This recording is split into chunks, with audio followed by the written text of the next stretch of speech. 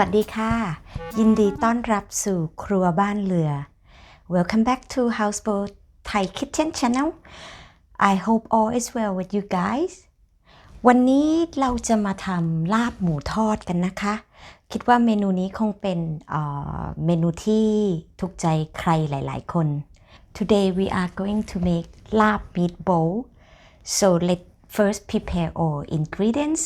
เดี๋ยวเรามาเตรียมส่วนผสมกันค่ะ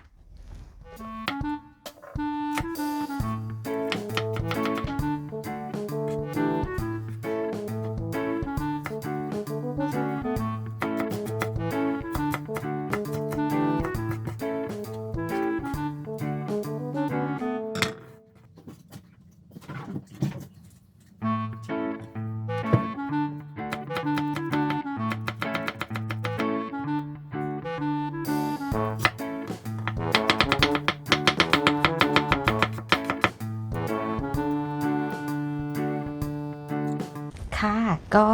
เราเตรียมผสมทุกอย่างไว้เรียบร้อยแล้วนะคะเดี๋ยวเราจะนำมาคลุกเคล้ากับหมูสับของเราเลยค่ะ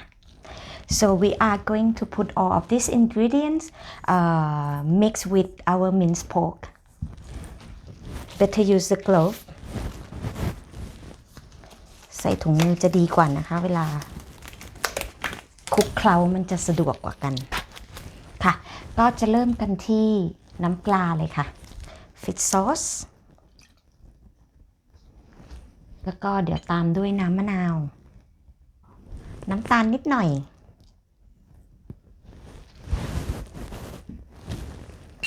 พริกป่นค่ะใส่ตามชอบอะค่ะถ้าไม่กินเผ็ดก็ลดจำนวนลงแล้วก็จะมีแป้งทอดกรอบนะคะแล้วก็จะเป็นใบมะกรูดที่เราซอยละเอียดไว้หอมแดงค่ะ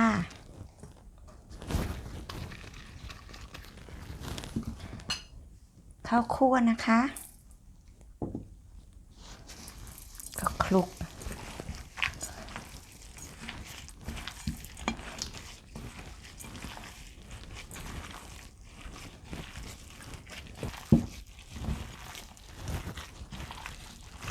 คลุกให้ส่วนผสมทุกอย่างเข้ากันดีเลยนะคะ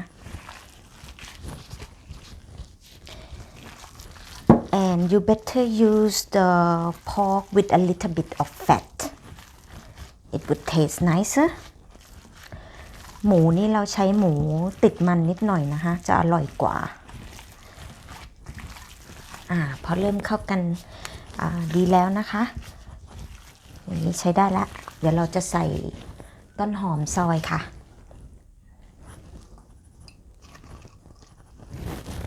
แล้วก็ผักชีเป็นลำดับสุดท้ายนะคะ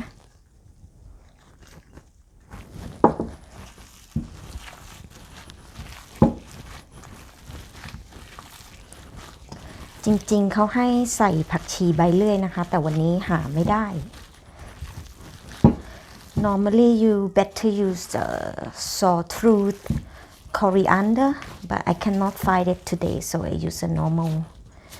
coriander instead okay this is good เนี่ยค่ะเนื้อเดียวกันละใช้ได้แล้วนะนี่เดี๋ยวก่อนที่เราจะนำไปปั้นแล้วก็ทอดเนี่ยเราจะมาชิมก่อนว่ารสชาติเนี่ยมันได้ที่หรือยังนะคะเพราะว่าอย่างบางทีเนี่ยน้ำปลาบางยี่ห้อเนี่ยมันก็จะเค็มมากเค็มน้อยไม่เท่ากันเดี๋ยวเราจะเอาอันเนี้ยเข้าไมโครเวฟค่ะ so I gonna put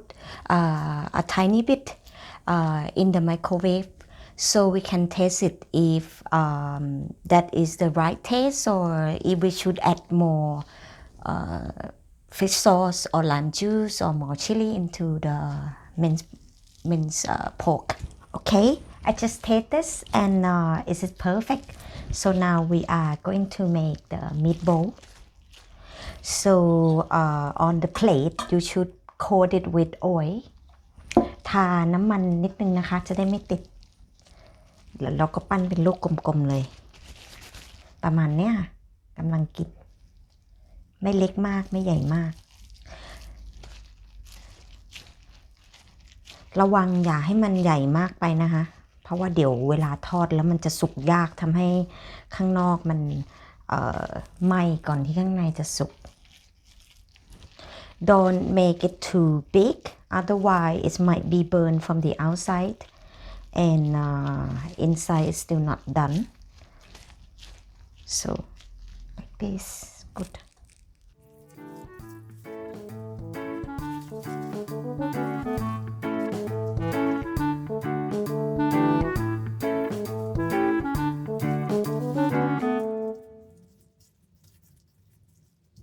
I am going to use the deep fryer today, but you can also use the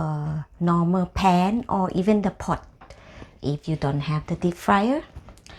ใครไม่มีเครื่องทอดก็ใช้กระทะธรรมดาได้ค่ะใช้น้ำมันปานกลางนะคะไม่งั้นเดี๋ยวมันจะสุกแต่ข้างนอกแล้วก็ข้างในมันยังไม่สุก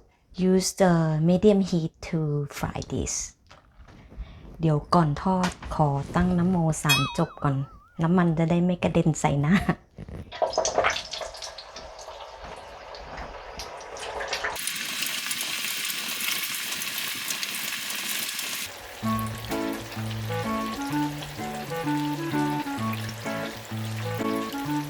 ดูว่าสีเป็นอย่างเงี้ยใช้ได้แล้วนะคะเดี๋ยวลองเอาขึ้นมาพักไว้ให้เสด็จน้ำมันก่อน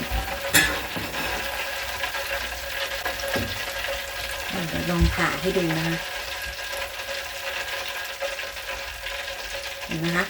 ข้างในสุกแล้ว